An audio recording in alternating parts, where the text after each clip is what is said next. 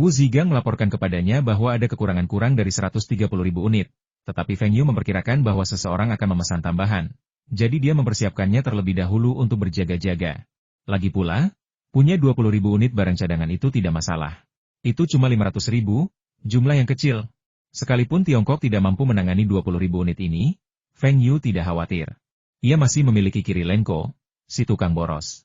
Bagaimana mungkin Uni Soviet, negara seluas Tiongkok, tidak mampu menangani 20.000 unit? Industri militer Uni Soviet memang lebih unggul daripada Tiongkok, tetapi produk mereka umumnya berukuran besar.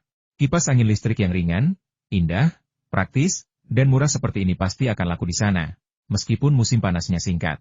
Selain itu, Feng Yu juga memberikan beberapa saran kepada orang-orang tersebut tentang cara berjualan, cara beriklan, dan cara berpromosi. Ia bahkan berjanji akan mengganti setengah biaya iklan di surat kabar provinsi. Direktur Li mengira Feng Yu datang untuk menambah pesanan, tetapi dia tidak menyangka Feng Yu akan menambahkan pesanan sebanyak 150.000 unit. Dengan cara ini, pabrik dapat memperoleh laba tambahan lebih dari 1 juta yuan, dan upah untuk paruh kedua tahun ini juga akan terjamin. Tidak masalah, mari kita patuhi ketentuan awal dan tanda tangani kontraknya. Oke? Direktur Li agak tidak sabar dan baru merasa lega setelah menandatangani. Tunggu sebentar. Feng Yu tiba-tiba melambaikan tangannya, membuat jantung Direktur Li berdebar kencang. Apa maksudnya? Apakah Feng Yu sedang mencoba menurunkan harga? Bos Feng, harga ini sudah sangat wajar dan tidak bisa diturunkan lagi. Feng Yu tertawa dalam hati. Dia tidak berniat menurunkan harga, tapi waktunya harus dipercepat. Direktur Li, Anda salah paham. Saya tidak sedang berusaha menurunkan harga. Yang saya bicarakan adalah waktunya. Tanggal pengiriman untuk pesanan 150.000 unit ini harus sama dengan pesanan 100.000 unit sebelumnya.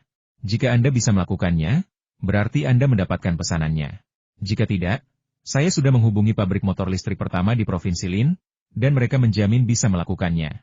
Direktur Li meraih tangan Feng Yu dan berkata, Bos Feng, lihat apa yang kau katakan. Kita bekerja sama dengan baik, jadi mengapa kita harus menyerahkannya kepada pabrik motor listrik pertama di Provinsi Lin? Pabrik mereka jauh lebih kecil daripada pabrik kita, dan para pekerjanya tidak sehebat kita. Waktunya sangat sempit, kita tidak bisa melakukannya. Pabrik kita sudah menghentikan semua pesanan militer, dan kita memproduksi kipas angin listrik 24 jam sehari. Kita benar-benar tidak punya cukup waktu. Itu urusanmu. Ini satu-satunya permintaanku. Kalau kau setuju, aku akan menandatangani kontrak denganmu. Kalau kau tidak bisa, aku minta maaf. Pada saat ini, Paman Wu Zigang, Direktur Zhao, mendorong pintu hingga terbuka dan berkata dengan keras kita bisa menyetujui ini. Direktur Li menatap Wu Zigang dengan heran. Ia juga baru saja bekerja dari bengkel. Bagaimana mungkin ia tidak tahu betapa efisiennya bengkel itu? 250.000 unit, dalam waktu setengah bulan, jelas tidak cukup untuk diproduksi. Namun, Wu Zigang menatap Direktur Li dengan tatapan meyakinkan dan berkata kepada Feng Yu, Bos Feng, bisakah Anda menunggu sebentar? Saya ingin bicara dengan Direktur Li. Feng Yu memberi isyarat mengundang, mengambil cangkir teh di atas meja, dan menyeruputnya perlahan. Zhao tua, aku tahu kau ingin menerima pesanan ini. Tapi Bos Xiao Feng sangat pintar. Kontraknya jelas sekali. Dia tidak akan membiarkanmu menunda. Di koridor luar, Direktur Li mengerutkan kening. Mengapa Zhao tua menyetujuinya? Pabrik itu jelas tidak bisa menyelesaikan pesanan sebesar itu. Direktur Li, jika mereka bisa menemukan pabrik motor listrik pertama di Provinsi Lin untuk memproduksinya, mengapa kita tidak bisa melakukan hal yang sama? Mata Direktur Li terbelalak. Maksudmu, kita mensubkontrakan pesanan itu ke pabrik mesin listrik pertama di Provinsi Lin? Direktur Zhao mendapatkan ide ini setelah keponakannya tanpa sengaja mengungkapkannya kepadanya pada siang hari. Ia mengatakan bahwa perusahaan Taihua sedang menghubungi pabrik motor listrik pertama di Provinsi Lin, dan akan lebih baik jika pabrik motor listrik Harbin menerima pesanan tersebut dan kemudian mensubkontrakannya ke pabrik lain. Keuntungannya memang lebih rendah, tetapi tetap setengahnya. Direktur Zhao bergegas menemui Direktur Li begitu mendengar apa yang dikatakan Feng Yu di pintu. Ia langsung masuk setelah mengetahui bahwa Feng Yu benar-benar akan memberikan perintah baru itu kepada orang lain. Kontrak telah ditandatangani, dan Direktur Li masih memuji Direktur Zhao. Jika bukan karena ketangkasan Direktur Zhao, pabrik pasti sudah kehilangan pesanan besar ini. Ke-150.000 unit tersebut dapat dikontrakkan ke 3 pabrik, masing-masing memproduksi 50.000 unit, dengan masing-masing pabrik mendapatkan setengah keuntungan. Dengan 150.000 unit, pabrik motor listrik Harbin akan menghasilkan keuntungan setidaknya 600.000 yuan. Meskipun kurang dari setengahnya dari perkiraan, itu lebih baik daripada tidak sama sekali, dan tidak akan menunda tugas militer. Nah, Lau Zhao telah bekerja di pabrik selama bertahun-tahun dan memiliki reputasi yang baik. Sudah waktunya untuk mempromosikannya. Musim tanam yang sibuk baru saja berlalu.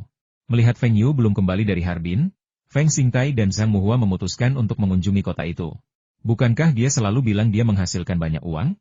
Mereka memutuskan untuk mempertimbangkan membeli rumah di Harbin untuk putri mereka, agar lebih mudah bagi putra mereka untuk bersekolah. Apa? Kakak Li, kamu bilang orang tuaku akan datang? Mereka hampir sampai. Ya, aku menelepon tadi malam. Aku akan menjemputmu di stasiun nanti. Aku sudah memesan restoran untuk makan siang. Li Shiqiang tidak lagi bertransaksi obligasi negara. Taihua terlalu sibuk. Setelah Feng Yu menjelaskan keuntungan Taihua, Li Shiqiang memutuskan bahwa uang yang sedikit yang diperoleh dari obligasi negara terlalu banyak, jadi sebaiknya ia menyerah saja. Taihua adalah tempat yang paling menguntungkan, dan orang Rusia tua itu akan segera datang. Li Shiqiang pergi ke stasiun untuk menjemput seseorang.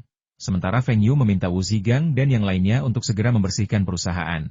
Mereka harus membersihkan kantor di lantai atas dan gudang di lantai bawah. Ketika mereka mendengar bos besar datang, mereka semua langsung bertindak. Mereka sudah melihat sifat pemarah bos besar Feng dari bos kecil Feng. Kalau mereka tidak berperilaku baik, mereka tidak akan disuruh pergi, kan? Pak Feng berkata bahwa setiap orang akan mendapatkan bonus 100 yuan bulan ini. Jika mereka bekerja dengan baik, selain hadiah tahun baru, mereka juga akan mendapatkan bonus minimal 300 yuan di akhir tahun. Jumlah ini jauh lebih besar daripada yang akan mereka dapatkan jika mereka mengambil alih pabrik motor, jadi tidak ada yang mau pergi. Li Shiqiang merasa sedikit gelisah. Paman Feng dan dua orang lainnya tidak saling bicara sepanjang perjalanan. Mereka bahkan tidak tersenyum dan memasang wajah datar. Apa ada yang salah denganku? Setibanya di perusahaan, Li Shiqiang keluar dari mobil, membuka pintu, dan memimpin jalan dengan penuh perhatian. Meskipun Paman Feng pernah ke perusahaan sebelumnya, Bibi Zhang belum pernah ke sana. Selamat datang, selamat datang, selamat datang yang hangat. Selamat datang, selamat datang, selamat datang yang hangat. Begitu sampai di pintu, saya melihat 10 pemuda bergegas keluar dari gudang. Mereka terbagi dalam 2 baris dan berdiri di depan pintu gudang, bertepuk tangan dan meneriakkan slogan-slogan. Gerakan mereka terkoordinasi, suara mereka lantang, dan mereka tampak sangat gagah. Ayah, ibu, kalian di sini, kata Feng Yu antusias sambil berjalan keluar. Namun, Li Shiqiang melihat ekspresi Feng Yu dan merasa itu agak menyanjung. Ada apa ini? Biarkan mereka semua masuk. Keributan ini sungguh besar, sampai-sampai aku takut, kata Feng Xingtai dengan wajah tegas. Oke, ayo kembali bekerja. Feng Yu melambaikan tangannya, berlari kecil lagi, dan menarik ibunya masuk. Bu, ibu belum pernah ke perusahaan ini, kan? Lihat, gudang besar ini milik kita semua. Bagaimana renovasi lantai atasnya? Ada kantor, ruang konferensi, kafetaria, dan asrama staf. Feng Xingtai menarik tangan Feng Yu dan bertanya pelan, di mana toiletnya? Hah? Di sana? Di pojok sana? Di area gudang ini? Cuma rumah kita yang punya kamar mandi. Terus kamu tarik kabelnya buat siram. Sebelum Feng Yu sempat menyelesaikan kata-katanya, ia melihat orang tuanya bergegas ke toilet. Semenit kemudian, mereka keluar dengan segar. Ternyata mereka begitu serius sepanjang perjalanan ke sana. Mereka hanya berusaha menahan diri. Ayah, ibu, bagaimana penyambutannya tadi? Apakah kalian merasa seperti dikelilingi bintang-bintang? Tanya Feng Yu sambil tersenyum. Apa maksudmu dengan semua bintang di sekitar? Kau tahu apa yang ayahmu dan aku lakukan di sini, kan? Kau selalu bilang kau menghasilkan uang, menghasilkan uang. Berapa banyak uang yang kau hasilkan? Ceritakan hari ini. Zhang Muhua memelototi Feng Yu. Li Shiqiang telah memberitahu mereka di jalan bahwa perusahaan telah membeli 3 mobil, menghabiskan lebih dari 100.000 yuan. Sungguh boros. Lebih dari 100.000 yuan. Lebih dari 100.000 yuan bisa membeli 3 rumah besar di Harbin. Feng Yu bersandar di kursinya, menyilangkan kakinya, dan mulai gemetar karena bangga. Feng Xingtai menampar bagian belakang kepala Feng Yu. Persetan denganmu, katakan padaku sekarang. Feng Yu menatap ibunya dengan tatapan polos dan mengeluh, Bu, ayahku memukulku, kamu pantas dihajar. Kamu selalu ragu-ragu saat aku bertanya. Lihat Xiao Li, dia sangat tegas. Li Shiqiang terkekeh paman. Bibi, Xiao Yu benar-benar hebat. Perusahaan ini menghasilkan banyak uang. Tepat saat Feng Yu menunjukkan ekspresi puas, dia melihat telapak tangan ayahnya terangkat lagi dan dengan cepat berkata, perusahaan menghasilkan jutaan. Bang! Feng Yu ditampar di belakang kepalanya lagi. Ayah, kenapa ayah memukulku lagi? Tanya Feng Yu dengan nada kesal. Sudah berapa kali kukatakan padamu? Jangan bohong, jangan bohong. Beraninya kau bohong di depanku? Sudah berapa lama perusahaan ini berdiri? Kau bilang kau menghasilkan jutaan? Kau tahu berapa nilai 1 juta? Feng Yu segera berdiri dan berteriak dengan marah. Siapa yang berbohong? Tanyakan pada saudara Li apakah perusahaan menghasilkan uang sebanyak itu. Ayah dan ibu Feng menatap Li Shiqiang pada saat yang sama. Dan Li Shiqiang mengangguk penuh semangat paman. Bibi, perusahaan itu benar-benar menghasilkan jutaan. Apa-apaan ini? Dapat jutaan? Suara Feng Xingtai hampir meninggi, tapi kemudian langsung merendah lagi. Ada orang luar di gudang, dan dia tidak bisa membiarkan mereka mendengar ini. Ya, kami benar-benar menghasilkan jutaan.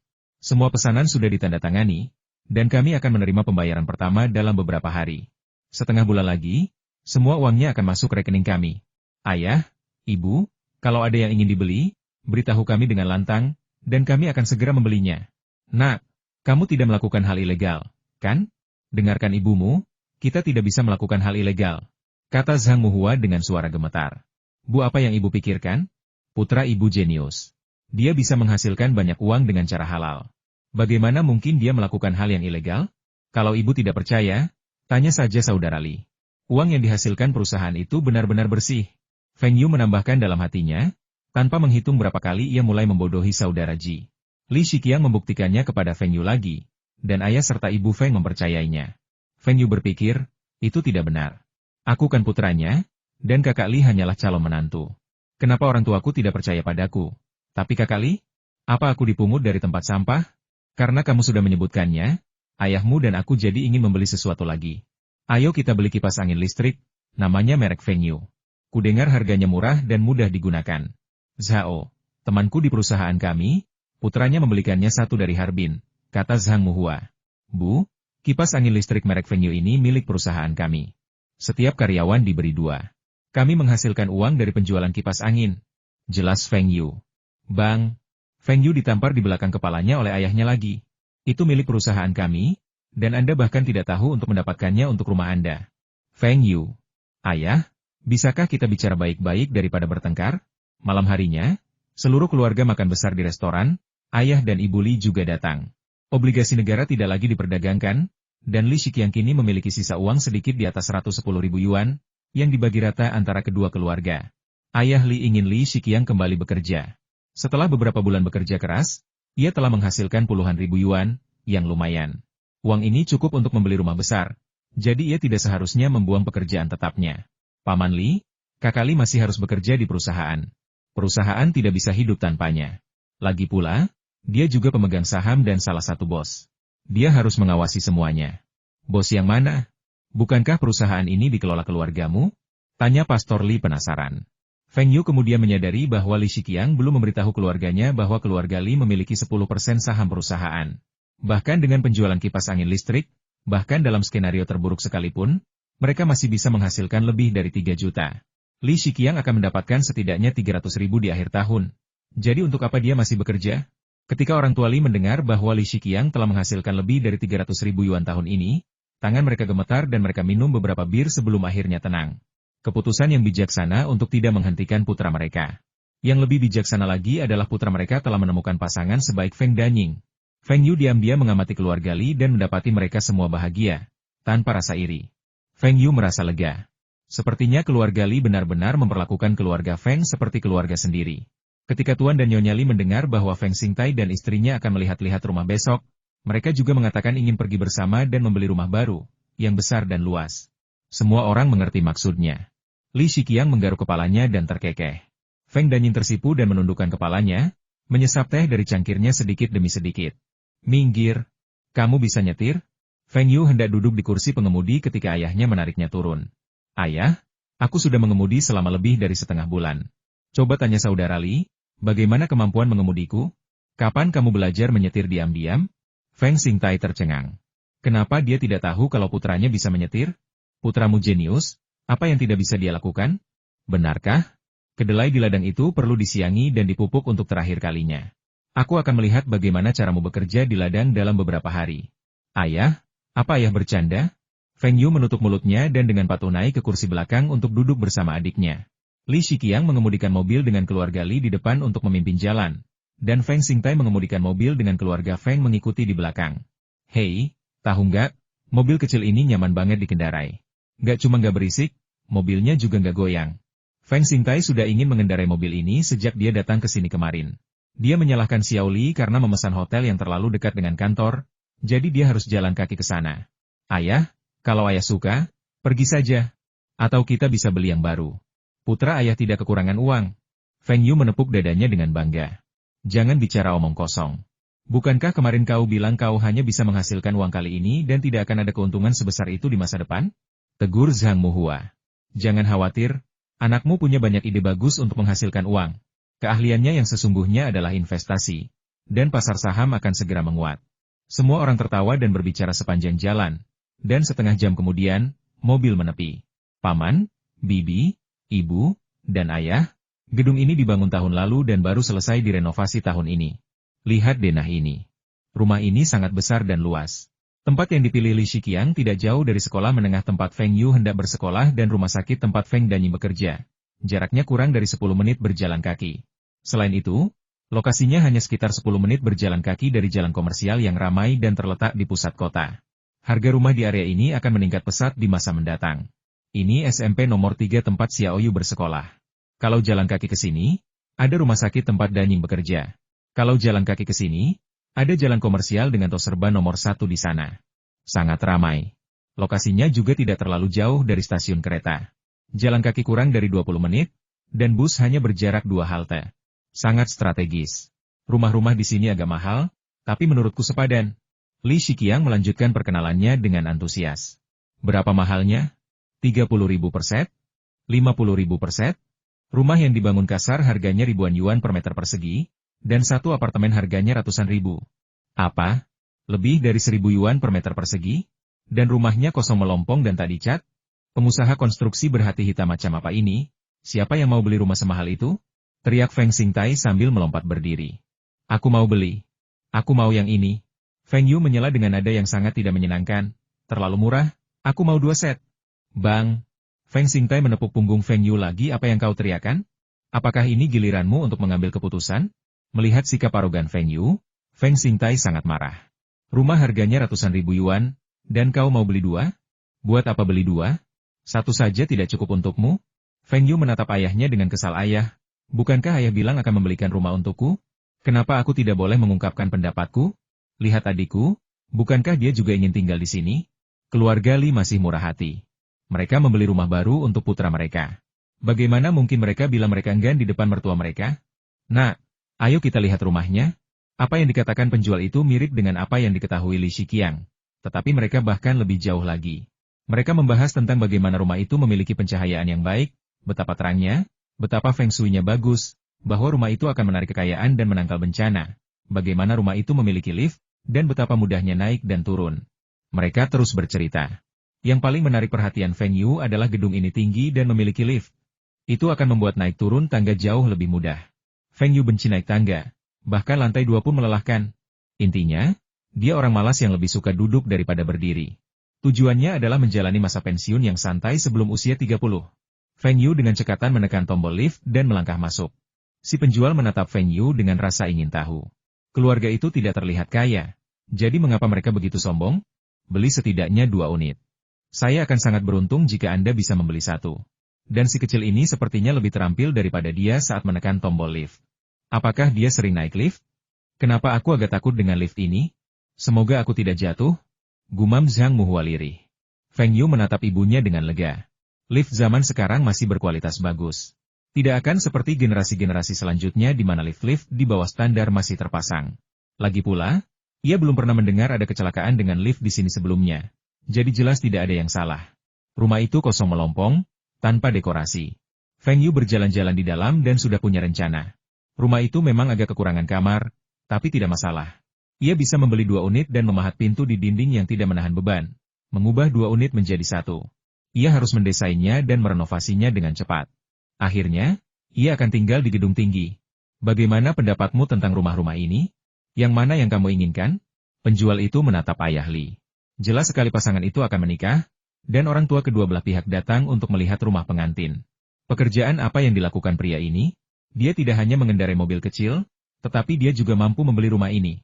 Aku ingin keempat set itu ada di lantai ini. Feng Yu melambaikan tangannya dengan bangga. 2, kami mau 2 ini. Feng Xingtai cepat-cepat menarik tangan Feng Yu. Dasar boros, Untuk apa kau mau rumah sebanyak ini? Ia baru saja berdiskusi dengan ayah Li bahwa setiap keluarga akan mendapatkan satu rumah, di lantai yang sama, agar mereka bisa saling menjaga. Feng Yu menatap langit. Aku yang menghasilkan semua uangnya, jadi kenapa aku tidak boleh mengungkapkan pendapatku? 3 kamar tidur dan 1 ruang tamu saja tidak cukup. Bukankah dia akan dikirim ke ruang kerja saat orang tuanya datang? Anda ingin 2 unit? Mohon tunggu, saya akan segera menyiapkan kontraknya. Staf penjualan tampak bersemangat. Mereka tidak menyangka keluarga itu akan mengambil keputusan secepat itu. Rumah ini harganya ratusan ribu yuan per unit, tetapi mereka langsung memesan 2 unit tanpa berpikir panjang. Orang kaya sungguh bahagia. Saya butuh 2 sofa kulit ini. Saya butuh 2 meja kopi kaca ini. Saya butuh 4 tempat tidur ganda ini, semuanya dengan kasur Siemens impor. Saya butuh 2 pemanas air listrik terbaik. Saya butuh 2 rak buku kayu es.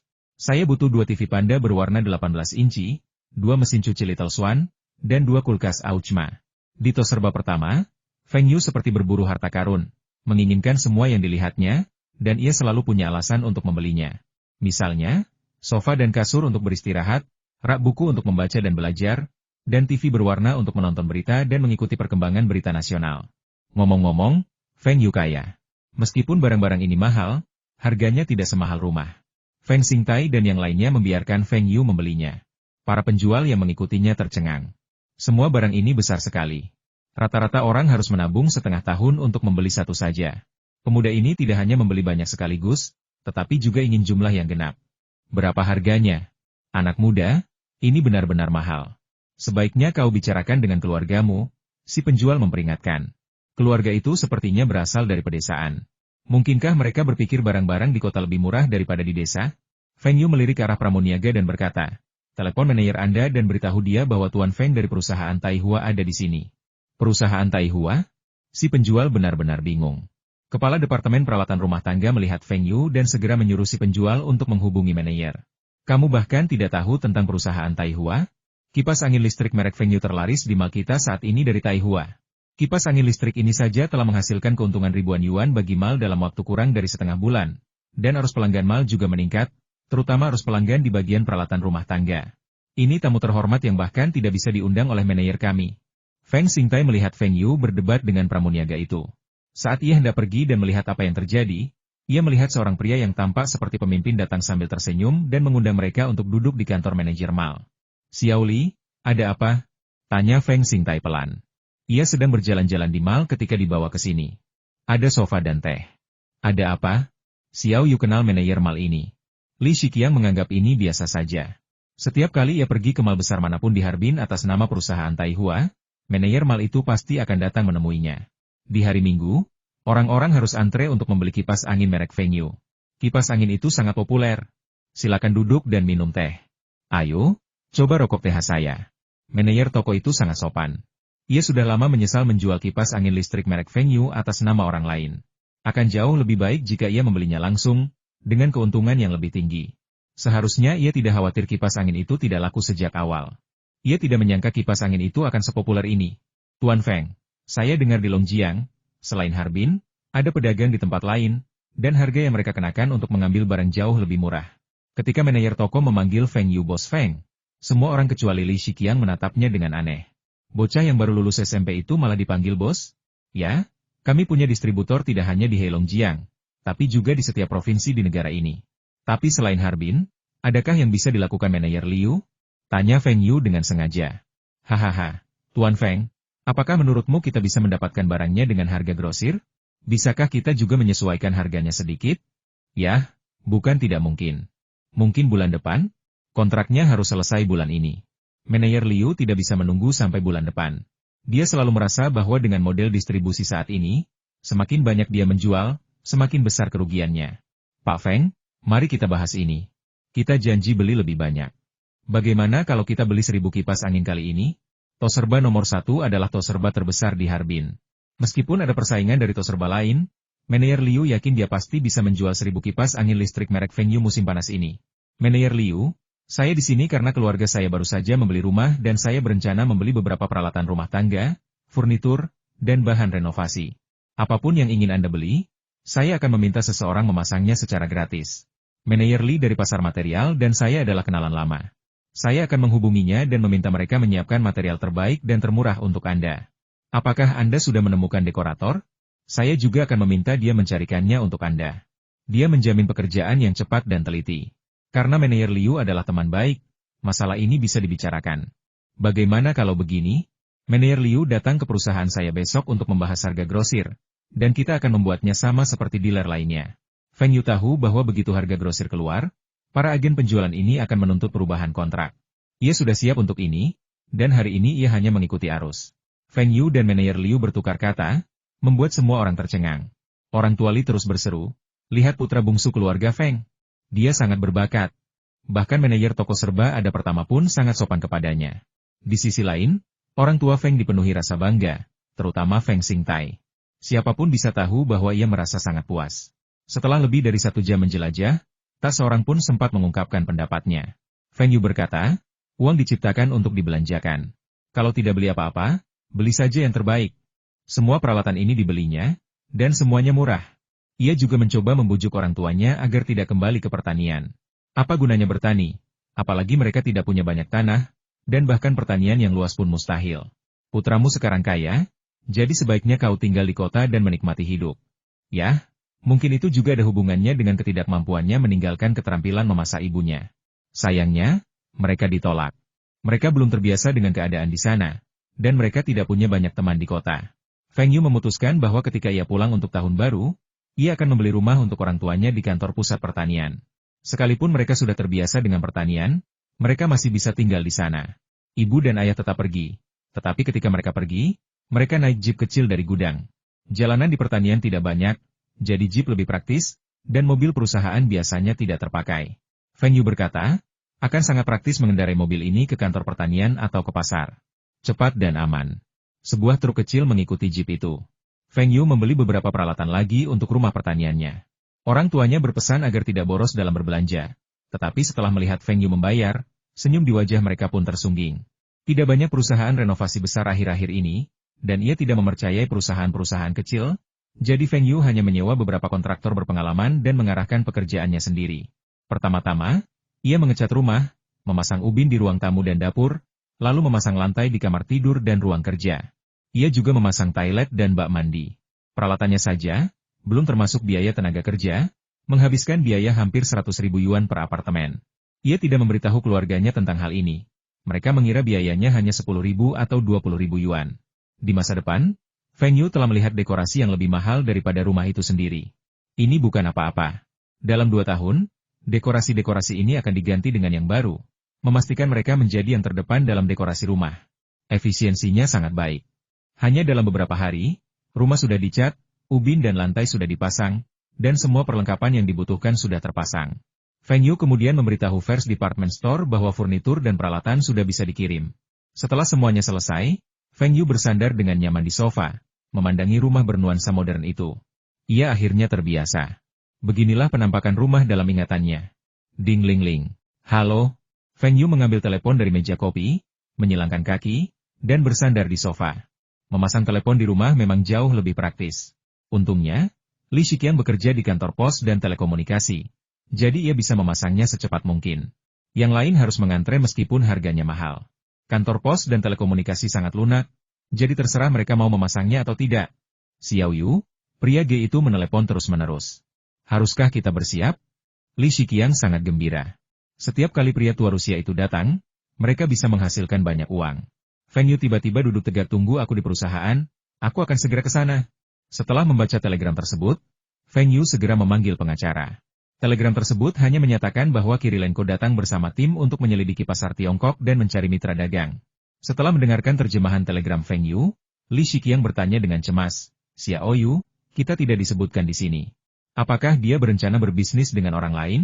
Feng Yu melambaikan tangannya. Kita jelas mitra yang tepat. Pertama, kita sudah beberapa kali bekerja sama dan saling mengenal dengan baik. Kedua, saya bisa berbahasa Rusia, yang akan menghemat banyak masalah. Ketiga, dia tetap mengirimkan telegram ini kepada kita, yang menunjukkan niatnya untuk bekerja sama. Terakhir, kita sekarang punya dana, jadi status kita relatif setara. Kalau dia bisa mendapatkan 1 juta rubel, tidak bisakah kita mendapatkan 4 juta RMB? Melihat kepercayaan diri Feng Yu, kekhawatiran Li Shiqiang sirna. Meskipun Feng Yu masih muda, ketajaman bisnisnya jauh lebih unggul. Terlebih lagi, Feng Yu tampaknya tidak pernah ragu dalam setiap perkataannya.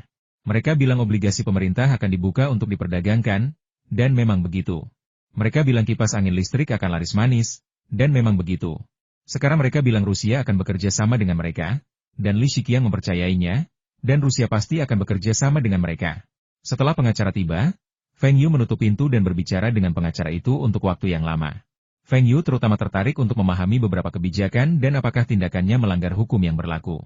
Setelah mengetahui semua ini, Feng Yu semakin menantikan kedatangan Kirilenko. Kirilenko datang dengan rombongan lengkap kali ini, 12 orang tidak termasuk dirinya. Feng Yu dan Li Shiqiang berkendara ke bandara dan hanya menjemput separuh penumpang, meninggalkan sisanya untuk kembali ke hotel dengan mobil mereka sendiri. Saudara Ji, kamu membuat keributan besar kali ini, apakah kamu berencana untuk melakukan bisnis besar? Feng, aku sudah memikirkan apa yang kau katakan terakhir kali dan kurasa kita bisa mencobanya. Tapi aku tidak mewakili satu orang saja, jadi aku tidak bisa memutuskan semuanya sendirian. Kirilenko menunjuk orang-orang di sebelahnya. Sepertinya mereka bukan hanya bawahannya, tetapi juga rekan-rekannya. Di saat yang sama, ia mengedipkan mata pada Feng Yu secara tersirat. Nama Anda Feng Yu? Apakah Anda orang yang sangat ramah yang disebutkan Kirilenko? Saya tidak peduli seberapa baik hubungan Anda, tetapi jika Anda ingin berbisnis dengan kami, Anda harus terlebih dahulu menunjukkan ketulusan, kata seorang pemuda di sebelah Kirilenko. Feng Yu meletakkan cangkirnya. Ketulusan? Apa maksudmu dengan ketulusan? Inilah yang kami inginkan. Berapa harga yang Anda inginkan untuk itu? Feng Yu mengambil kertas itu dan melirik Kirilenko dengan saksama. Bukankah ini barang-barang yang sama yang dibeli Kirilenko terakhir kali? Jumlahnya juga menarik. Sepertinya hanya 1/10 dari barang yang dibeli terakhir kali. Sepertinya urusan bisnis Kirilenko tidak sepenuhnya dapat dipercaya. Sekitar 50.000 rubel. Pembeliannya terlalu kecil, jadi sulit untuk menawar. Kirilenko hanya menghabiskan 300.000 rubel terakhir kali, dan barang-barang dalam daftar itu bernilai sekitar 30.000 rubel. Feng Yu sengaja mematok harga yang lebih tinggi, karena tahu bahwa Kirilenko pasti akan mengutak-atik harga setelah kembali ke Tiongkok. Kirilenko menghela napas lega setelah mendengar tawaran Feng Yu. Terakhir kali ia mengirimkan barang senilai 300.000 rubel, ia diberitahu bahwa biayanya adalah 470.000 rubel setelah pulang. Ini berkat seorang teman baik dari Tiongkok yang membantunya. Sekarang tawarannya sesuai dengan tawaran Feng Yu, dia tidak lagi takut kalau rekan-rekannya akan meragukannya. Setiap kali mereka datang ke Tiongkok, dialah yang datang. Yang lain hanya duduk di rumah dan menunggu bagian keuntungan mereka. Kenapa dia tidak bisa mendapatkan bagian yang lebih besar? Kalau bukan karena dia, kalau dia tidak kenal Feng, apa orang-orang itu bisa membeli begitu banyak produk Tiongkok dengan harga semurah itu? Orang-orang lain saling mengangguk. Harga produk Cina memang mirip dengan yang dikatakan Kirilenko. Tetapi meskipun Feng Yu dapat dipercaya, ia tetap harus memenuhi syarat untuk berbisnis dengan mereka. Kirilenko mengatakan bahwa Feng Yu sangat cakap dan mengenal banyak orang di Harbin. Tetapi ia masih perlu membuktikan dirinya. Feng Yu memandangi para pemuda itu dan tahu tanpa ragu bahwa mereka sama dengan Kirilenko, generasi kedua pejabat militer Soviet. Mereka semua tampak begitu arogan, dan mereka hanya ingin memberinya uang. Jika Kirilenko adalah anak yang membawa kekayaan, maka orang-orang ini hanyalah babi emas yang bisa berlari. Feng Yu hanya mengucapkan satu kalimat, dan membuat orang-orang itu percaya bahwa Feng Yu adalah orang yang sangat cakap. Perusahaan perdagangan internasional Taihua kami adalah perusahaan swasta besar pertama di Harbin yang memperoleh izin perdagangan ekspor. Soal benar atau tidaknya, Feng Yu menduga mereka takkan bisa mengetahuinya. Intinya, untuk mengelabui mereka, ia harus mengatakannya dengan percaya diri dan tegas. Benar saja, semua orang saling memandang dengan takjub. Ternyata orang yang ditemukan Kirilenko benar-benar cakap. Saya punya pertanyaan. Anda ingin berdagang dengan kami, tetapi apakah Anda punya uang? Jika Anda ingin kami membantu Anda membeli barang, Anda harus bisa menyediakan uangnya. Bagi kami untuk berbisnis, aset beberapa ratus ribu rubel agak terlalu sedikit. Kami membutuhkan setidaknya 500 juta. Feng Yu terkejut. 500.000 rubel? Dengan kalian sebanyak ini, kalian hanya berhasil mengumpulkan sebanyak ini? Bukankah aku sudah bilang pada saudara Ji bahwa kita butuh setidaknya 1 juta rubel? Kalau hanya itu yang kalian punya, kurasa aku harus mencari rekan lain. Feng Yu berpikir bahwa karena begitu banyak orang yang datang kali ini, mereka pasti sedang berbisnis besar. Tetapi ia tidak menyangka bahwa pihak lain ternyata jauh lebih buruk dari yang dibayangkannya. Sepertinya ia terlalu melebih-lebihkan orang-orang Soviet generasi kedua ini. Teman-teman Kirilenko semua tampak malu. Tidak mudah bagi mereka untuk mengumpulkan 500.000 rubel. Situasi ekonomi Uni Soviet saat ini lebih buruk daripada Tiongkok. Apalagi mereka hanyalah anak-anak militer generasi kedua, bukan orang kaya. Kirilenko berdiri dan mencoba menenangkan suasana. Feng, kawan. Kita sudah beberapa kali bekerja sama. Kenapa tidak dilanjutkan? Kita punya keuntungan transportasi. Kita bisa mendapatkan gerbong kereta untuk kereta Harbin Moskow. Kita juga tulus kali ini. Asalkan itu milik Uni Soviet dan bukan barang selundupan, minta saja dan kami akan menyediakannya untukmu. Yang lain juga menepuk dada dan menjamin tidak akan ada masalah. Selama Feng Yu bekerja sama dengan mereka juga akan menyediakan produk-produk Cina populer tersebut. Feng Yu dengan enggan setuju, dan semua orang minum dengan gembira. Setelah semua orang mabuk, Feng Yu menarik Kirilenko ke samping, dan mereka berdua meringkuk bersama untuk berbicara. Kirilenko merangkul bahu Feng Yu, berterima kasih atas kehormatan yang baru saja diberikannya. Seseorang di sini memiliki pangkat lebih tinggi daripada ayahnya, dan selalu memandang rendah Kirilenko di Uni Soviet. Ia bersikeras untuk ikut kali ini, karena yakin Kirilenko lah dalam semua ini. Dia menyatakan kesediaannya untuk terus bekerja sama dengan Feng Yu, asalkan Feng Yu dapat menyediakan 50.000 rubel, dan dia akan mengurus sisanya. Feng Yu menatap Kirilenko dengan serius. Saudara Ji, aku tidak bercanda tadi. Aku benar-benar punya 1 juta rubel. Jika kamu benar-benar bisa mendapatkan barang yang aku inginkan seperti yang kamu katakan, mari kita tanda tangani kontraknya besok. Kirilenko menunjukkan ekspresi terkejut yang sudah diduga Feng Yu. Feng punya 1 juta rubel? Keesokan harinya, orang-orang Rusia yang tercengang itu tiba di perusahaan Taihua dan menyaksikan Kirilenko dan Feng Yu menandatangani perjanjian dagang. Perjanjian tersebut menguraikan tanggung jawab kedua belah pihak, seperti tanggung jawab Soviet atas transportasi pulang pergi dari Moskow ke Harbin serta waktu pengiriman dan pembayaran yang disepakati. Namun, perjanjian tersebut tidak menyebutkan barang yang dibeli. Kakak Ji, apa yang kamu inginkan kali ini? Apakah Anda punya rekomendasi? Tanya Kirilenko dengan santai. Feng Yu menjentikan jarinya, dan Wu Zigang meletakkan 2 kipas angin listrik di atas meja. Semuanya, silakan lihat. Ini kipas angin listrik merek Feng Yu yang sedang populer di Tiongkok. Aman, ringan, cantik, dan ekonomis. Saya khusus menyimpan beberapa untuk kalian. Ketika mereka melihat kipas angin itu bisa dijepitkan ke meja, kursi, lemari, atau apapun, mata mereka terbelalak. Ketika orang-orang Rusia tua ini melihat jari-jari Feng Yu dimasukkan ke bilah kipas tanpa cedera, mereka berseru kaget. Seperti dugaan Feng Yu, kipas angin listrik memang tersedia di negara mereka, tetapi semuanya terbuat dari logam, sama seperti yang populer di Tiongkok tahun lalu. Harganya mahal, besar, berisik, dan kurang aman. 14 hingga 15 rubel per unit? Murah sekali. Kirilenko langsung setuju memesan 20.000 unit dulu. Kalau mereka punya uang, mereka pasti mau lebih. Sisanya yang mereka minta sebagian besar adalah makanan, seperti sosis, makanan kaleng, permen, jianlibao, DLL, dan sisanya adalah tekstil. Industri berat Uni Soviet memimpin dunia, tetapi industri ringannya kini telah ditinggalkan oleh Cina. Akhirnya, Feng Yu menghitung harganya. Ia hanya menaikkan harga barang yang ia ambil dari penjual sebesar 5%. Termasuk kipas angin, harganya hampir 600.000 rubel.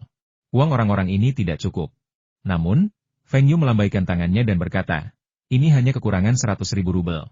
Aku percaya padamu. Jika keretamu cukup, aku bisa mengirimkanmu barang lagi. Dan perdagangan ini bahkan tidak membutuhkan banyak uang. Kamu bisa mengirimkan barangnya kepadaku sekaligus dan kita bisa barter. Barter? Mereka saling memandang.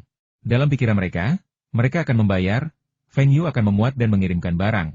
Lalu pihak lain akan memuat dan mengirimkan barang yang diminta Feng Yu, dan Feng Yu akan mentransfer uang kepada mereka. Niat Feng Yu saat ini adalah mengirimkan barang secara langsung dan menggunakan selisih harga sebagai jaminan. Namun, mereka bertanggung jawab atas logistiknya, dan Feng Yu menanggung biaya perjalanan sekali jalannya. Apa dia tidak takut mereka akan melakukan sesuatu yang mencurigakan? Feng Yu tidak mempercayai orang lain, tetapi ia sangat percaya pada Kirilenko. Selama Kirilenko ingin menghasilkan lebih banyak uang, ia tidak bisa menyingkirkan Feng Yu, rekan baiknya. Benar saja, Kirilenko menyetujuinya. Dengan kemampuan mereka pasti bisa mendapatkan barang dengan harga 20% hingga 30% dari harga di Uni Soviet, lalu membayar sisanya dalam 2 atau 3 bulan. Mereka segera mulai mencari barang lain yang akan dipesan. Ketika mereka telah mengumpulkan barang senilai 1 juta rubel, Kirilenko bertanya kepada Feng Yu, apa yang kamu inginkan? Mobil bekas buatan Eropa. Asal performanya bagus dan harganya masuk akal, saya mau ambil sebanyak-banyaknya. Saat ini, tarif untuk mobil impor sangat tinggi, tetapi tarif untuk mobil bekas sama dengan tarif untuk barang biasa, yaitu sangat rendah. Di Tiongkok, banyak orang yang menyukai mobil impor tetapi tidak mampu membelinya, sehingga mereka hanya bisa puas dengan mobil domestik. Feng Yu teringat seorang wanita kaya legendaris di Shanghai yang merupakan salah satu orang Tiongkok pertama yang mengimpor mobil mewah bekas. Dalam waktu kurang dari 10 tahun, ia telah meraup laba bersih ratusan juta. Tentu saja, Ia telah menggunakan beberapa trik untuk mencapainya, yang juga siap digunakan Feng Yu. Transportasi laut ke sana memang butuh waktu lama, tetapi Feng Yu memilih jalur kereta api, yang jaraknya pendek dan transportasinya cepat. Feng Yu sangat yakin ia bisa dengan cepat menguasai pasar timur laut dan secara bertahap memperluasnya ke seluruh wilayah utara. Kirilenko dan yang lainnya memasang ekspresi rumit. Mereka mengira Feng Yu akan meminta banyak hal, dan dengan latar belakang keluarga mereka bahkan bisa mendapatkan barang selundupan. Namun, mereka tidak menyangka Feng Yu akan meminta mobil bekas. Mereka tidak memiliki sumber daya untuk melakukan ini, dan akan sangat merepotkan untuk memproduksinya dalam jumlah besar. Sayangnya, mereka sudah terlanjur membanggakan diri, dan mereka tidak mampu membantahnya. Feng, kita bisa beli mobil bekas, tapi jumlahnya tidak banyak, kata Kirilenko malu-malu. Feng Yu mengangkat alisnya dan berkata, tidak masalah. Pilih saja mobil mewah. Entah itu Mercedes-Benz, BMW, Volga, atau mobil sport seperti Ferrari atau Lamborghini, aku hanya mau yang mahal. Kalau Kirilenko mendatangkan beberapa Lada atau apalah, apa keuntungannya? Negara-negara Eropa memiliki tarif yang relatif rendah satu sama lain, sehingga harga BMW di Uni Soviet dan Tiongkok bisa lebih dari 2 kali lipat. Feng Yu mendatangkan mobil-mobil mewah bekas dari Uni Soviet, merombaknya di sini, dan menjualnya dengan harga 2 kali lipat. Ia jelas tidak kesulitan menemukan tempat penjualan. Feng, selain ini, apa kau tidak menginginkan yang lain? Negara kita punya banyak mesin yang bagus, apa kau tidak membutuhkannya? Feng Yu mencubit dagunya dan berpikir sejenak. Kalau begitu, beberapa suku cadang juga tidak masalah. Misalnya, suku cadang untuk peralatan pertanian, suku cadang untuk traktor, dan sebagainya. Saya masih melakukan riset pasar di sini dan akan memberitahu Anda kapan saya membutuhkannya. Tidak masalah, kita bisa mendapatkan barang-barang ini dengan mudah. Kirilenko dan yang lainnya menghela napas lega. Dengan koneksi mereka bisa mendapatkan barang-barang ini sebanyak yang mereka mau. Kali ini mereka memiliki 500.000 rubel dan menginginkan barang senilai 1 juta rubel. Tetapi Feng Yu memiliki 1 juta rubel dan menginginkan barang senilai 1,5 juta rubel. Metode barter Feng Yu memungkinkan kedua belah pihak untuk membeli lebih banyak barang setiap kali. Mata uang yang dimiliki kedua belah pihak dapat digunakan di negara masing-masing, sehingga menghemat banyak biaya. Hanya ada rekening di pembukuan, tidak perlu uang tunai. Setelah negosiasi, Feng Yu bertanya dengan rasa ingin tahu, bagaimana Anda membayar pajak setiap kali Anda mengirim kembali begitu banyak barang? Setiap kali Kirilenko membeli sesuatu, isinya sangat beragam, tetapi semuanya ditumpuk menjadi satu. Feng Yu sangat penasaran bagaimana ia melewati bea cukai dan membayar pajak. Kirilenko berkedip. Barang-barang itu perlengkapan militer. Kita tidak perlu membayar pajak. Sial, orang-orang ini bahkan lebih tak tahu malu daripada yang dibayangkannya. Mereka menghasilkan banyak uang atas nama perlengkapan militer. Namun, kalaupun mereka bisa melakukannya, apa yang akan Feng Yu lakukan? Perusahaannya milik swasta, jadi harus membayar pajak. Meskipun bea cukai untuk mobil bekas jauh lebih murah daripada mobil baru, biayanya tetap sangat mahal. Feng Yu telah menanyakan tentang komponen logamnya, dan tarif pajaknya cukup tinggi. Bagaimana mungkin ia bisa menghindarinya secara wajar? Feng Yu memikirkan masalah ini ketika ia berencana berbisnis mobil mewah bekas. Ia juga berdiskusi dengan pengacaranya bahwa ia bisa mengimpor mobil-mobil tersebut dengan nama lain. Meskipun ia tetap harus membayar pajak, jumlahnya akan lebih dari 90% lebih rendah, dan itu wajar serta legal. Mobil impor memang dikenakan pajak, tapi bagaimana dengan suku cadang impor? Bagaimana dengan besi tua impor? Jika keempat roda dan jok dilepas dari setiap mobil, semuanya akan menjadi besi tua. Ban, jok, dan suku cadang lainnya kemudian diimpor sebagai suku cadang, yang kemudian dapat dirakit kembali menjadi mobil baru di Tiongkok. Tarif pajak awal 50 hingga 60% akan diturunkan menjadi di bawah 20%. Ini celah hukum. Selama dia bisa melakukannya 3 atau 5 kali, 1 juta rubel Feng Yu akan menjadi beberapa juta, bahkan puluhan juta. Saat itu, dia akan dianggap sebagai tokoh terkemuka di pasar keuangan Tiongkok. Kirilenko dan timnya segera kembali dan meninggalkan informasi kontak mereka. Setelah perusahaan Taihua menyelesaikan pembelian, hubungi Kirilenko dan dia akan mengatur transportasi kereta. Setelah Kirilenko menemukan sumber barang yang diinginkan Feng Yu, dia juga akan menelepon Feng Yu, terutama untuk melihat apakah Feng Yu akan menerima tawaran mereka. Feng Yu menyerahkan urusan pembelian kepada Li Shiqiang dan timnya. Mereka semua adalah klien dari kerja sama sebelumnya, jadi ia tinggal bernegosiasi dengan mereka dengan harga pembelian yang sama seperti sebelumnya. Jika ia bisa, ia akan melakukannya. Jika tidak, Feng Yu akan mencari orang lain. Feng Yu sendiri membawa Wu Zigang ke pabrik motor lagi. Tuan Feng, apakah Anda di sini untuk memeriksa perkembangan pesanan Anda? Jangan khawatir, saya tidak akan menunda pekerjaan Anda. Sebagian besar batch kedua sudah selesai. Selamat. Kudengar direktur pabrik yang lama akan pensiun. Direktur Li akhirnya akan diangkat, kan? Hahaha, belum diputuskan, belum diputuskan. Meskipun berkata begitu, Direktur Li selalu tersenyum. Ia memimpin pabrik ke arah yang baru dan mengubah pabrik dari rugi menjadi untung. Direktur yang lama terpaksa pensiun dini karena sakit. Siapa lagi yang bisa bersaing dengannya untuk posisi direktur? Yang pertama adalah memberi selamat, yang kedua adalah memeriksa kemajuan produksi, dan yang ketiga adalah menanyakan apakah pabrik motor dapat terus merakit mobil. Perakitan mobil? Sayangnya tidak. Direktur pabrik Li menggelengkan kepala dengan menyesal. Ia ingin melakukannya, tetapi ia sungguh tidak bisa. Pabrik mereka memiliki banyak orang berbakat yang bekerja di bidang motor, termasuk yang terbaik di negara ini. Namun, tidak ada seorang pun di pabrik mereka yang bekerja di bidang mobil, dan mereka tidak mampu membiayai lini produksi. Sebuah bisnis yang datang kepada mereka, tetapi lenyap begitu saja. Tidak terlalu merepotkan. Kita tidak butuh mesin besar. Kita hanya perlu memasang ban, jok, dan lain-lain pada mobil, lalu mengecat eksteriornya. Para pengrajin di pabrik kita seharusnya bisa melakukannya tanpa masalah, kan? Tanya Feng Yu sambil tersenyum. Belum lagi pekerja tingkat 8 yang bisa merakit motor, bahkan Feng Yu pun bisa memasangnya sendiri. Cuma pasang ban dan jok? Aku kurang paham. Direktur Li menatap Feng Yu dengan bingung. Feng Yu menjelaskan bahwa ia akan mengimpor beberapa batch besi tua, merakitnya menjadi mobil, merenovasinya, dan menjualnya. Jumlahnya cukup besar, sehingga ia membutuhkan beberapa pekerja dan ruang. Apakah ini legal? Tanya Direktur Li dengan sedikit khawatir. Itu tidak ilegal, kan? Saya akan mengurus izin penjualan mobilnya. Direktur Li, tolong sebutkan harga untuk setiap mobil. Baiklah, aku perlu membahas ini dalam rapat. Bagaimana kalau aku memberi Tuan Feng balasan besok? Feng Yu berdiri dan berkata, tidak masalah. Jika Direktur Li kesulitan, aku bisa pergi ke grup industri pesawat terbang Harbin. Mereka memproduksi mobil sendiri. Setelah Feng Yu pergi, Direktur Li segera mengadakan rapat dengan semua manajer pabrik di atas tingkat direktur bengkel untuk membahas apakah pekerjaan ini dapat dilakukan, dan jika ya, berapa biayanya.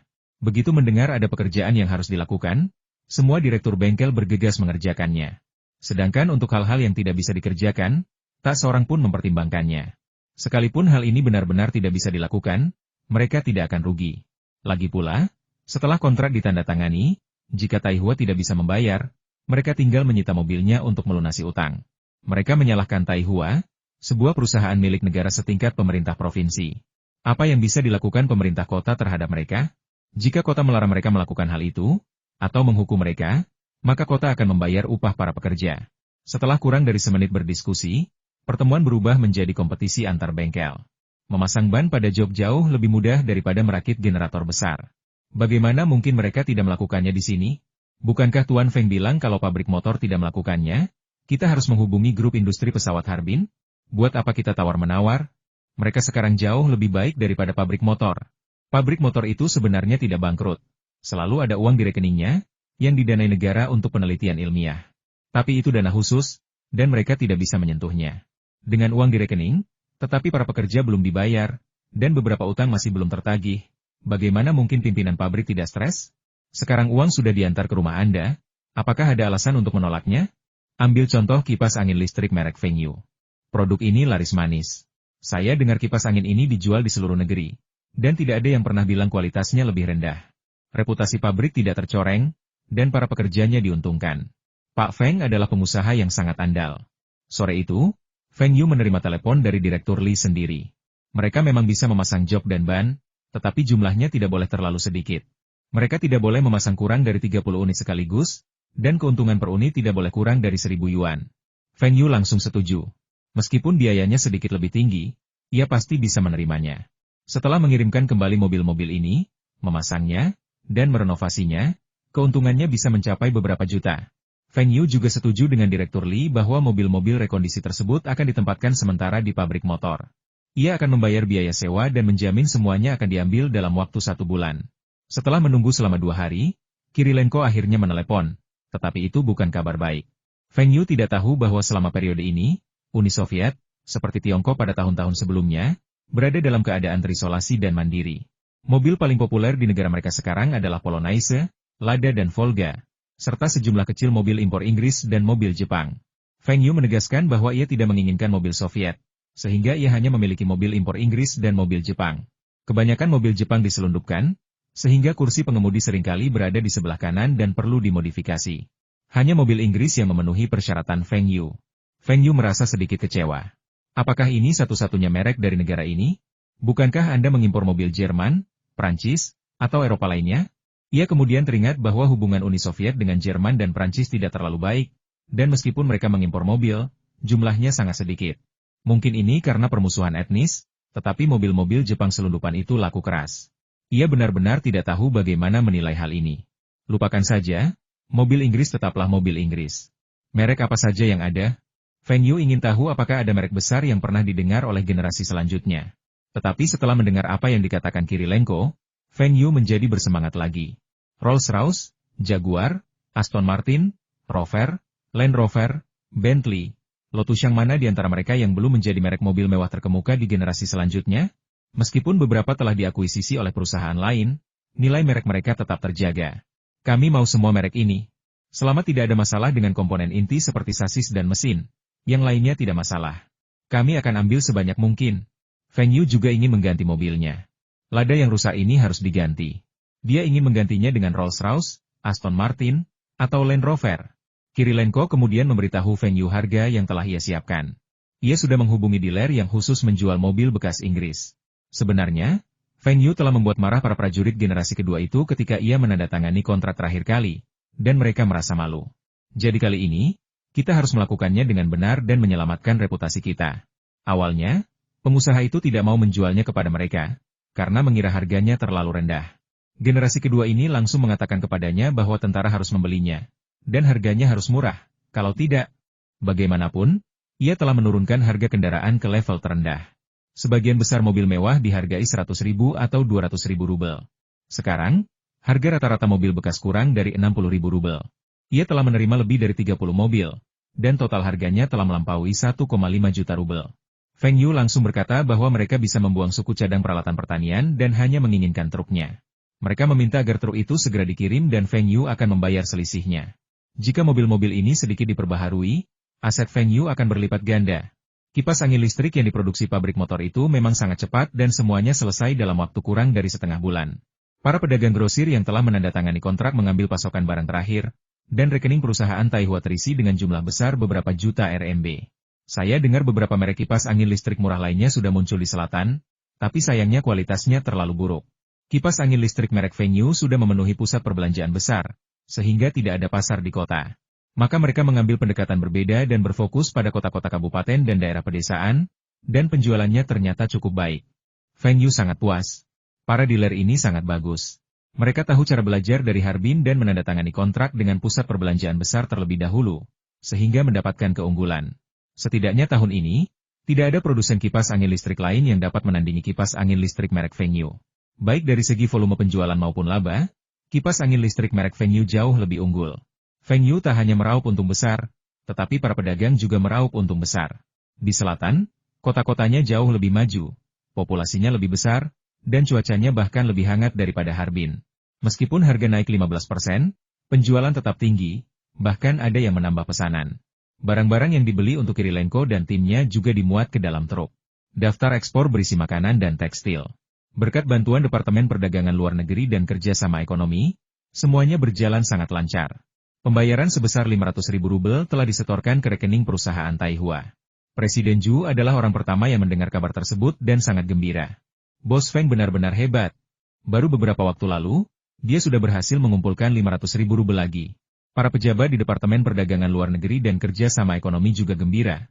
Mereka akhirnya punya sesuatu untuk dilaporkan kepada para pemimpin provinsi. Feng Yu pasti memiliki setidaknya 30 mobil di batch pertama. Jadi Kirilenko melakukan sedikit penyesuaian dan mencampurkan beberapa mobil Crown Jepang. Akhirnya, biayanya terkendali, hanya di atas 1 juta rubel. Feng Yu juga menyetorkan pembayaran ke rekening perusahaan Kirilenko. Direktur Zhao, oh, tidak, seharusnya Kepala Insinyur Zhao. Kepala Insinyur Zhao, suku cadang kami akan segera tiba di Harbin. Apakah truk Anda sudah siap? Silakan bawa kembali suku cadangnya. Feng Yu menelepon untuk memberitahu pabrik motor agar bersiap menerima truk. Hahaha, wakil kepala teknisi. Barangnya sudah sampai, kan? Kami sudah melakukan persiapan di sini dan akan segera mengirimkan truk. Wakil kepala teknisi Zhao sangat senang. Rapat kemarin mengumumkan bahwa ia dipromosikan menjadi wakil kepala teknisi pabrik, dan pangkatnya naik setengah tingkat. Semua ini berkat Feng Yu. Ketika mobil-mobil bekas tiba, pabrik motor membawa semuanya ke pabrik untuk dirakit, dicat, dibersihkan, dan direstorasi. Untuk tujuan ini, mereka juga secara khusus mengumpulkan semua pekerja di pabrik yang memahami mobil untuk memastikan bahwa mobil-mobil ini aman dan dapat mempertahankan kerja sama jangka panjang dengan Feng Yu. Mobil-mobil ini baru selesai seminggu kemudian. Feng Yu akhirnya menemukan waktu dan kembali ke pertanian, tempat ia menerima surat penerimaannya. Feng Yu membutuhkan waktu lebih dari 3 jam untuk mencapai kantor pusat pertanian. Kemarin hujan, dan jalanan becek. Mobil lada lusuhnya hampir macet beberapa kali. Feng Yu semakin merasa bahwa setelah mobil-mobil bekas ini siap, ia harus menyimpan Land Rover untuk dirinya sendiri. Lina sedang berjalan pulang dari sekolah ketika surat penerimaannya tiba. Ia memang diterima di SMA terbaik di Harbin. Yang lebih membahagiakan lagi adalah Feng Yu juga diterima. Hanya ada 4 orang di seluruh sekolah yang lulus ujian. Yang satunya selalu menjadi siswa terbaik di kelasnya, jadi wajar saja kalau dia lulus. Dia berprestasi kali ini, jadi wajar saja kalau dia lulus. Feng Yu lulus ujian, dan dia tidak ingin bertanya alasannya. Tapi mengapa Wen Dongjun lulus ujian dengan nilai bagus? Alasan yang diberikan oleh guru sekolah adalah bahwa sekolah menengah nomor 3 memperluas pendaftarannya tahun ini, dan lebih sedikit orang yang mendaftar, jadi Wen Dongjun mendapat kesempatan itu. Ini juga berhasil.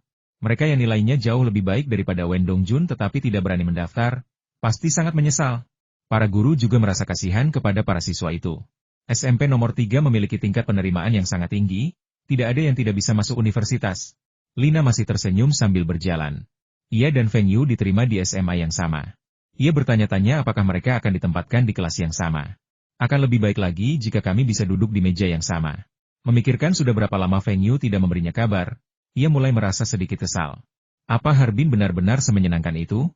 Dia sudah di sana selama sebulan, dan dia bahkan belum kembali. Bukankah Wen Dongjun sudah lama kembali? Kenapa dia butuh waktu lama? Lupakan saja, dia tidak akan marah lagi. Selama dia kembali sekarang, dia tidak akan marah. Tapi apakah dia akan kembali hari ini? Didi, klakson mobil berbunyi di belakangnya, dan Lina minggir. Tidak ada mobil sama sekali di jalan. Jadi kenapa dia membunyikan klakson? Itu hanya unjuk kekuatan. Suara peluit keras terdengar di belakangnya, dan Lina akhirnya marah. Beraninya kau bertingkah seperti preman di jalanan.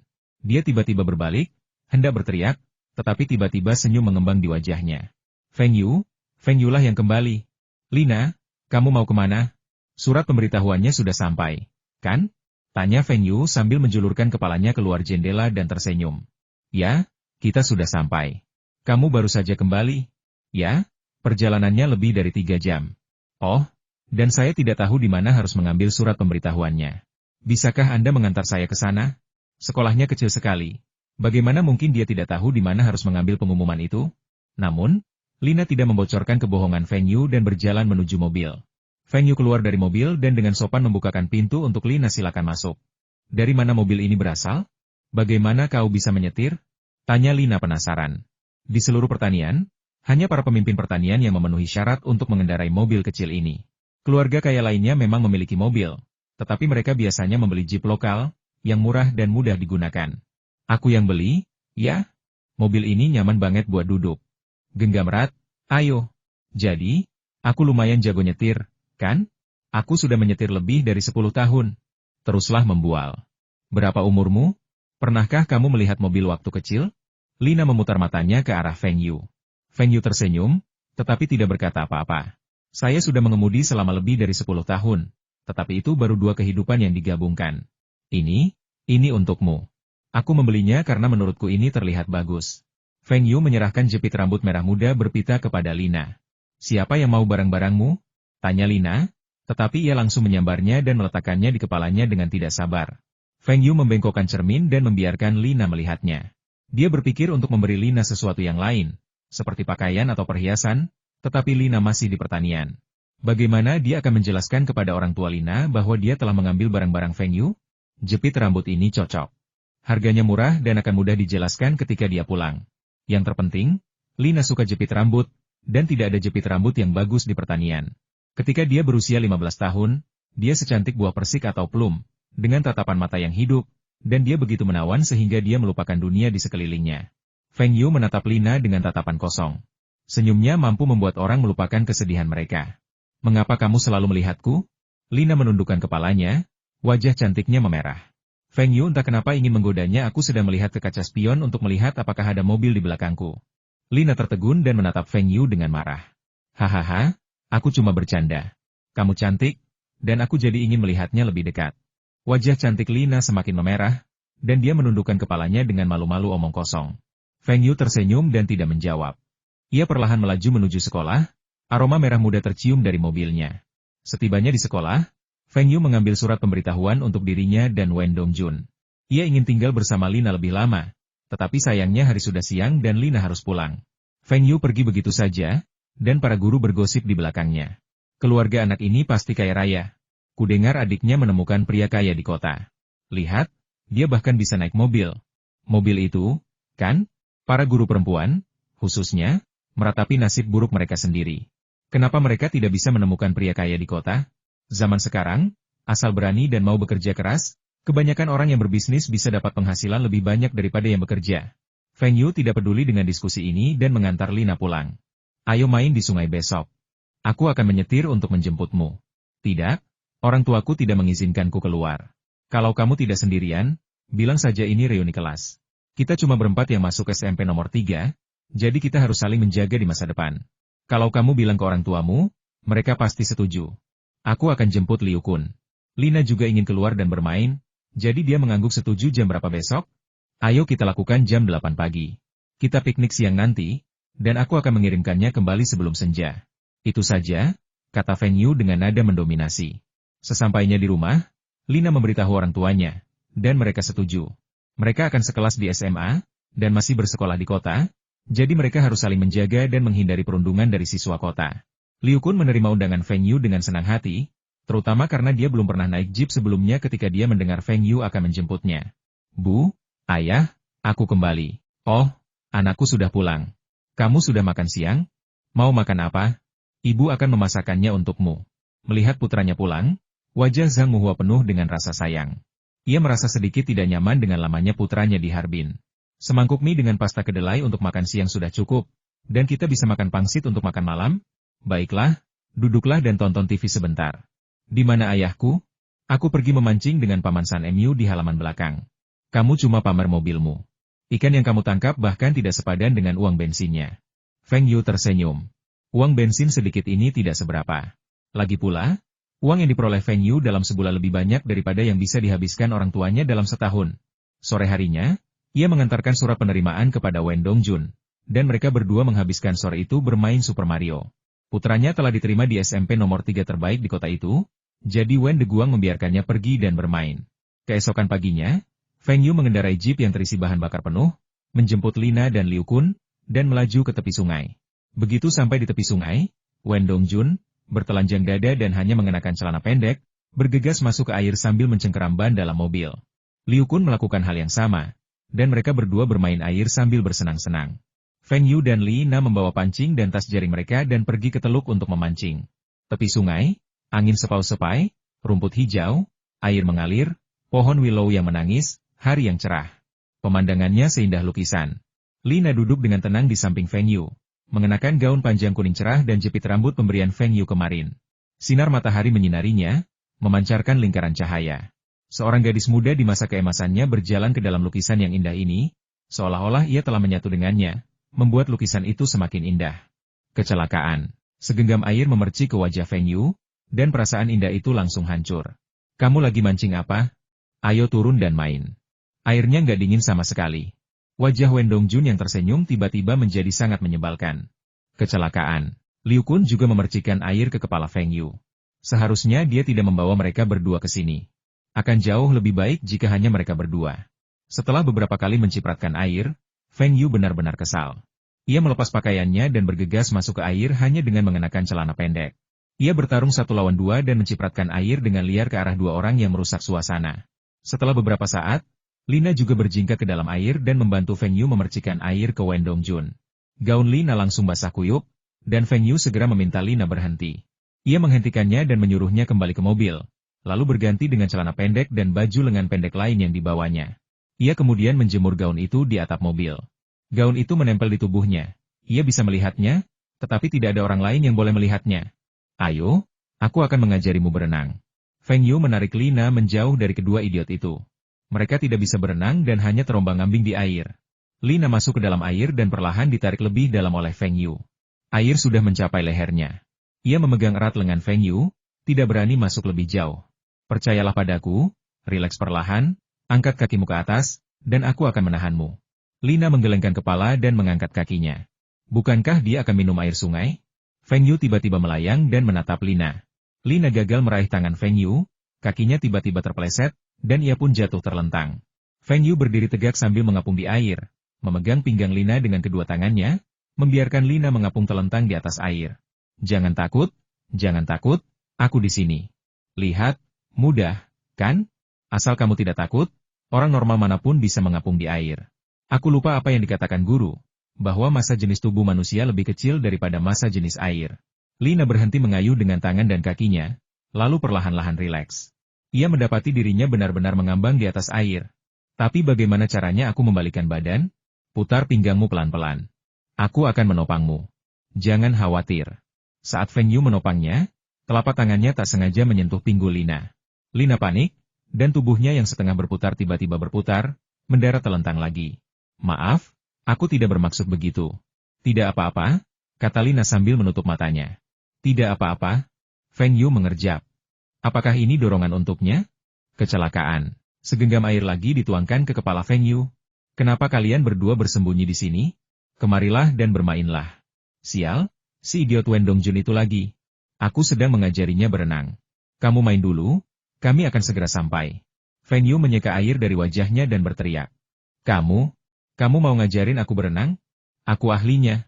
Aku nggak sombong, aku bisa berenang waktu umur 3 tahun, dan aku mandi di sungai waktu umur 5 tahun. Aku dikenal sebagai hiu putih di ombak. Pakai ban dalam, masih berani sebut diri ikan di ombak? Feng Yu menunjuk ke belakang Wen Dongjun dan berkata, lari. Ada ular air. Wen Dongjun merasa ngeri dan berjuang mati-matian selama 1 menit, menceburkan diri ke dalam air, tetapi ia hanya berenang kurang dari 1 meter. Feng Yu menatap Wen Dongjun dan mencibir bahkan kura-kura lebih cepat darimu, dan kau masih mencoba berenang? Liu Kun akhirnya menyadari hal itu dan bergegas ke sisi Wen Dongjun. Dia menggodamu. Tidak ada ular air di sana.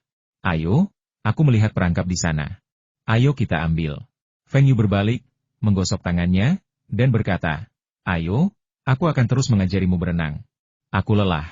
Tolong angkat aku. Aku akan mencuci ceri dan plum, lalu kita akan makan sesuatu. Sial, ini semua salah Wen Dongjun sialan yang merusak rencanaku. Feng Yu membantu Lina berdiri perlahan, dan keduanya berjalan kembali ke pantai. Lina pergi ke belakang mobil, memeras pakaian dan celana pendeknya, memakainya kembali, lalu membawa buah itu ke air untuk dicuci.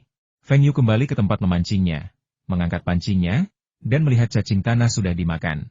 Untungnya, Wen Dongjun dan teman-temannya berhasil mencuri ikan dari perangkap orang lain. Meskipun kecil, ikan-ikan itu cukup untuk dipanggang dan dimakan. Mereka menyalakan api dengan minyak, menggantung ikan-ikan itu di dahan-dahan pohon willow yang dipotong dari tepi sungai, dan mereka berempat duduk mengelilingi ikan-ikan itu, menaburinya dengan garam halus. Mereka merobek ikan-ikan itu, tanpa peduli apakah sudah matang atau belum, dan memasukkannya ke dalam mulut mereka. Selain ikan bakar, ada juga ham bakar, domba bakar, kerang bakar, dan udang bakar. Mereka berempat makan sampai mulut mereka penuh minyak. Setelah makan, semua orang berbaring di rumput, menantikan masa depan. Saya ingin menjadi ilmuwan, menciptakan banyak hal baru, dan membangun roket, kata Liu Kun dengan lantang. Apa gunanya jadi ilmuwan? Aku mau jadi pejabat, pemimpin besar, biar aku bisa ngatur kalian, kata Wen Dongjun dengan nada meremehkan.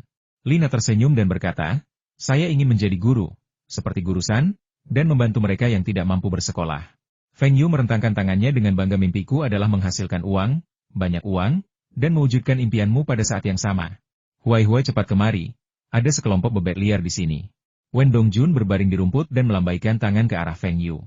Atas dorongan Wen Dongjun, Feng Yu mencuri senapan berburu milik keluarganya dan pergi berburu bersama Wen Dongjun. Tetapi kali ini tanpa Liu Jichuan, yang sedang pergi bertugas di ketentaraan. Feng Yu sebenarnya selalu ingin bertanya kepada Liu Jichuan apakah dia akan membalas dendam pada Wen Dongjun jika Feng Yu tidak pergi hari itu dan jika dia tidak bertemu dengan si buta Siong. Namun apapun yang terjadi, tragedi kehidupan sebelumnya tidak terjadi, dan Feng Yu mendapat sejumlah besar modal di muka, yang memungkinkannya untuk memiliki kehidupan yang nyaman sekarang. Biarkan saja masalah ini berlalu. Mungkin Liu Jichuan sendiri tidak tahu jawabannya. Ketika orang impulsif, mereka akan melakukan banyak hal yang akan mereka sesali. Bidik, hitung 1, 2, 3, dan tembak yang ada di pantai. Siap? 1, 2. Dah! Dah! Dua tembakan terdengar silih berganti. Wen Dongjun berdiri dan melompat-lompat kegirangan. Feng Yu hampir gila karena marah. Sudah kubilang hitung sampai 1, 2, 3. Kenapa kau menembak setelah menghitung sampai 2? Ketika Feng Yu menembak, bebek-bebek liar lainnya sudah terbang menjauh. Apa katamu? Aku nggak dengar. Lihat, orang itu menembak bebek liar dengan sekali tembak. Dia penembak jitu banget. Feng Yu. Si bodoh ini. Wen Dongjun melangkah mendekat dan mengambil seekor bebek liar yang hanya tersisa separuh tubuhnya. Ia menembakkan 2 peluru dari senapan berburunya, dan bebek itu, yang awalnya hanya seberat 1 pon, kini hanya tinggal sedikit di atas setengah pon. Hahaha, bagaimana kau akan memakan bebek liar ini setelah kau membawanya kembali? Kalaupun kau bisa membersihkannya, apa kau bisa membuat hidangan darinya? Feng Yu menertawakannya tanpa ampun. Itu lebih baik daripada kau, cuma tembak kosong. Tapi bebek ini, lupakan saja. Aku tidak mau, aku tidak bisa menerimanya. Wen Dongjun ragu sejenak, lalu melempar bebek liar itu. Bebeknya sudah rusak, dan saking panasnya, akan bau busuk kalau kuambil kembali. Senjata ini seharusnya digunakan untuk hewan besar. Untuk burung, sebaiknya gunakan senapan angin. Senapan angin itu kurang seru. Lupakan saja. Setelah senapannya meletus, tidak akan ada mangsa yang datang ke sini setidaknya selama setengah jam. Aku baru saja melihat banyak bunga dandelion dan jamur di hutan. Kita tidak bisa pulang dengan tangan kosong, kan? Feng Yu menatap Wen Dongjun dengan takjub. Aneh sekali. Pernah melihat seseorang membawa pulang sayuran dan jamur liar dari berburu? Bagaimana jika orang bertanya apakah dia membawa senapan berburunya untuk memetik jamur? Aku akan punya kekayaan jutaan dolar di masa depan. Berburu denganmu saja sudah cukup, tapi memetik jamur? Kalau ada yang lihat, mereka pasti akan tertawa terbahak-bahak. Ayo pergi, kenapa kamu masih berdiri di sana? Feng Yu diseret kembali ke hutan oleh Wen Dongjun. Ia memperhatikan Wen Dongjun memetik jamur dengan penuh semangat, sementara ia memandang sekeliling dengan bosan. Hei, tanah siapa ini? Mereka benar-benar menanam melon di sana. Hei, ada ladang melon di sana. Panas sekali, aku bisa mencuri melon untuk menghilangkan dahagaku. Mata Wen Dongjun berbinar. Ada ladang semangka di sana? Ayo, cepat ke sana. Semangka yang kubeli di rumah tidak semanis yang kupetik langsung dari ladang. Tunggu sebentar, ada gudang melon. Bukankah seharusnya rombongan kita pergi ke rumah Paman Tian untuk menanam melon? Paman Tian sangat galak. Kalau sampai ketahuan, kamu yang akan menanggung akibatnya. Pagi ini aku melihat Paman Tian pergi ke kebun untuk menjual melon. Jadi pasti tidak ada orang di gudang melon ini. Percayalah, aku ahli memetik melon, dan aku jamin aku akan memilihkan yang empuk untukmu. Wen Dongjun menepuk dadanya, seolah yakin aku benar. Bang! Sebuah popor senapan menghantam semangka. Semangka itu belum matang, jadi coba yang lain. Bang! Semangka yang lain hancur, tidak berpasir, tidak. Ketika Wen Dongjun menghancurkan semangka ke-8, Feng Yu segera menghentikannya. Apakah ini yang disebut cara terbaik memetik semangka? Ia sungguh sial. Semua hektar kentang ini hancur berkeping-keping, dan ia bahkan tidak bisa memetik satu pun yang dagingnya berpasir. Sudah. Ini sudah matang. Makan sekarang. Setelah selesai makan, kembali dan lihat.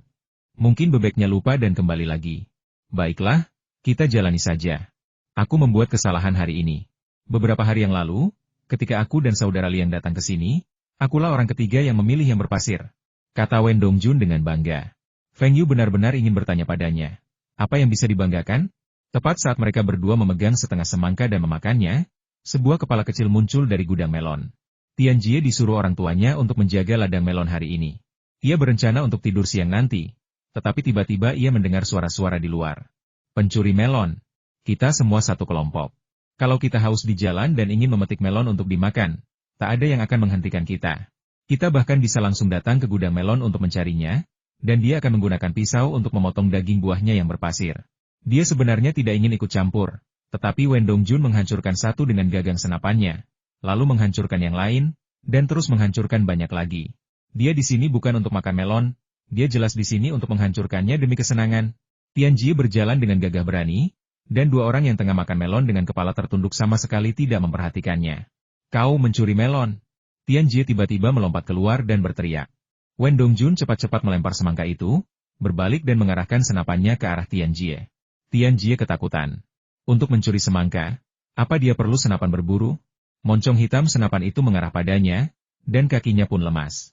Feng Yu meraih laras senjata Wen Dongjun dan mengangkatnya. Kau benar-benar gila. Mengarahkan senjatamu ke orang lain. Wen Dongjun tertawa dan berkata, tidak ada peluru yang terisi, pistolnya kosong.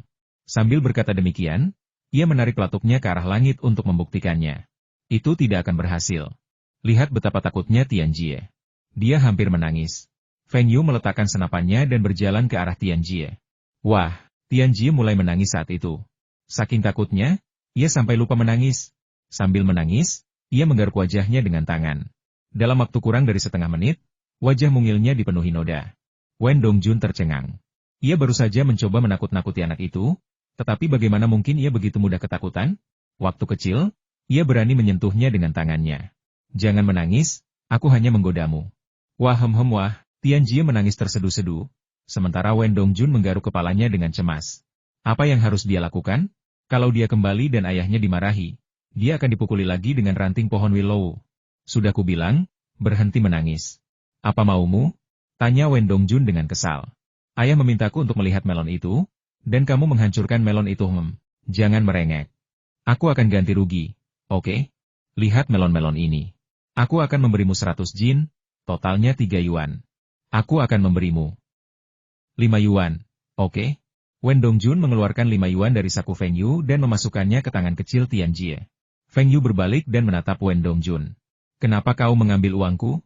Lupakan saja, mencuri melon itu ideku. Tianjie akhirnya berhenti menangis dan menggenggam erat uang itu di tangan kecilnya. Tidak, kalian berdua di sini untuk berburu. Bawa aku bersamamu. Bisakah kamu mengangkat senapan ini? Kalaupun bisa, bisakah kamu menahan moncongnya setelah menarik pelatuknya? Kembalilah tidur, kita harus pergi. Terdengar suara 4 roda dari kejauhan. Oh tidak, Paman Tian sudah pulang berjualan melon. Feng Yu dan Wen Dongjun bertukar pandang lalu berlari. Mereka bahkan tak repot-repot berburu lagi, dan tak sempat memetik jamur dan dandelion yang baru saja mereka petik. Mereka berlari kencang menuju tempat parkir. Sore harinya, Tianjie dan ayahnya pergi ke rumah Feng Yu. Feng Xingtai mendengarkan, berulang kali meminta maaf kepada orang lain. Lalu, di depan ayah Tianjie, memukuli Feng Yu dengan kemoceng. Baru setelah Tianjie dan ayahnya pergi, Feng Yu berbaring di kang dan membiarkan ayahnya mengoleskan obat. Feng Yu merasa tidak bersalah. Aku tidak menindas Tianjie. Aku yang membayar 5 dolar itu. Kenapa dia datang kepadaku? Dan kenapa dia minta ganti rugi? Bocah nakal itu pasti yang mengantongi 5 dolar itu. Namun, setelah melihat keadaan Wen Dongjun yang menyedihkan keesokan harinya, Feng Yu merasa jauh lebih seimbang. Wen Dongjun digantung dan dipukuli oleh ayahnya, dengan ranting-ranting pohon willow mencambuknya hingga tubuhnya tertutup kasau. Ia menampar wajahnya berulang kali, menyebabkan darah mengalir dari hidungnya. Ia mengumpat sambil dipukuli. Dan beraninya ia menodongkan pistol ke orang lain. Yang terpenting, Ibu Wen Dongjun tidak menghentikannya kali ini. Ia ikut bersenang-senang. Pasangan itu bersenang-senang bermain ganda campuran, mematahkan beberapa dahan pohon willow. Hanya karena diterima di SMP nomor 3 kota, kau pikir kau hebat? Percuma jadi murid baik tanpa akhlak yang baik. Senapan berburu kedua keluarga hancur. Sepertinya mereka tidak akan pernah bisa berburu lagi. Kebetulan Li Shiqiang menelepon keesokan harinya dan mengatakan bahwa mobil telah disiapkan dan seseorang datang untuk menanyakan harganya. Jadi dia meminta Feng Yu untuk segera kembali ke Harbin.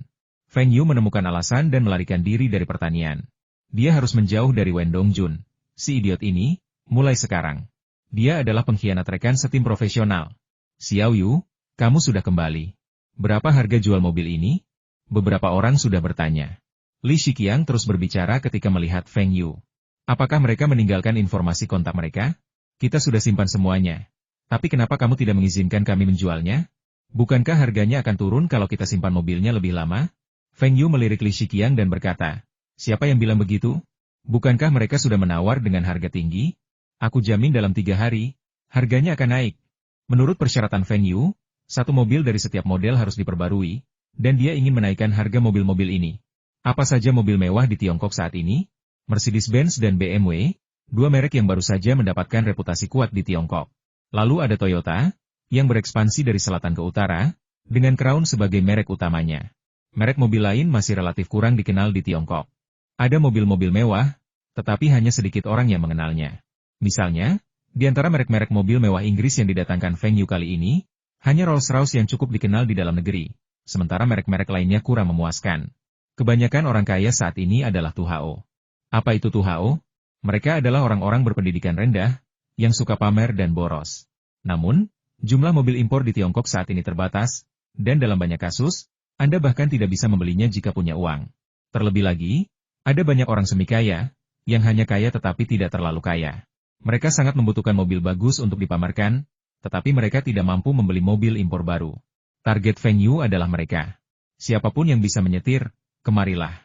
Tugasmu sekarang adalah berdiri di depan restoran-restoran besar, hotel-hotel, dan perusahaan-perusahaan swasta, lalu pamer ke orang lain. Semua orang tercengang. Pekerjaan macam apa yang Tuan Feng atur? Apakah dia akan membodohi si idiot ini lagi?